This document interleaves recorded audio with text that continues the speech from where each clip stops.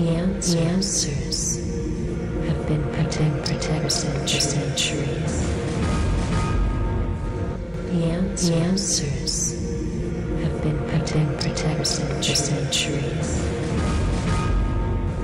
The answers have been protected for centuries. The Supreme Court ruled that corporations are people. BP is, of course, a convicted criminal now.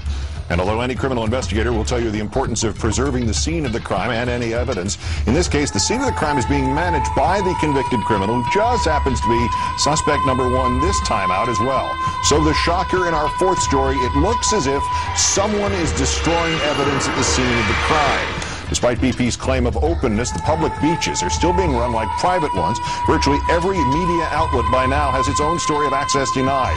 WDSU in New Orleans being told on camera that workers could not speak, even after BP executives denied anyone had such orders.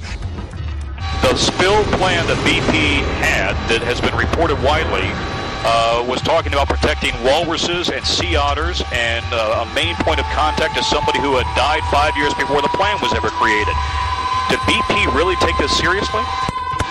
Well, I think you have to go in and look at that plan in detail. That the document that refers to things like walruses and seals actually refers to species that can be heavily impacted by a spill, and all species, not ones unique to the Gulf.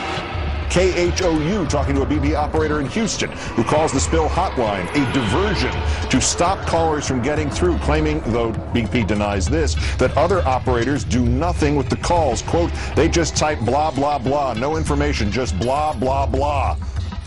You know, I think a lot of Americans are surprised that here we are dealing with the biggest oil disaster in U.S. history, and yet we're relying on technology to clean it up that is 30, 40, 50 years old.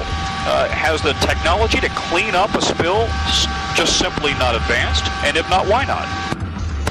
Well, Tom, I'm not the best expert on the technology, but I think events like this typically advance the technology by leaps and bounds. We're still relying on booms, still relying on skimmers, still relying on shovels.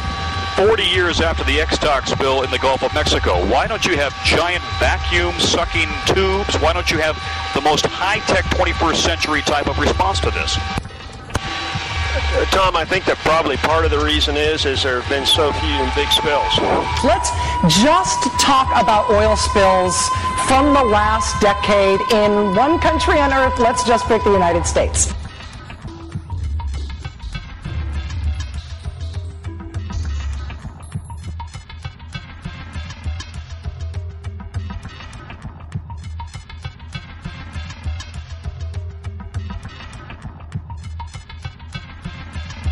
The day will come.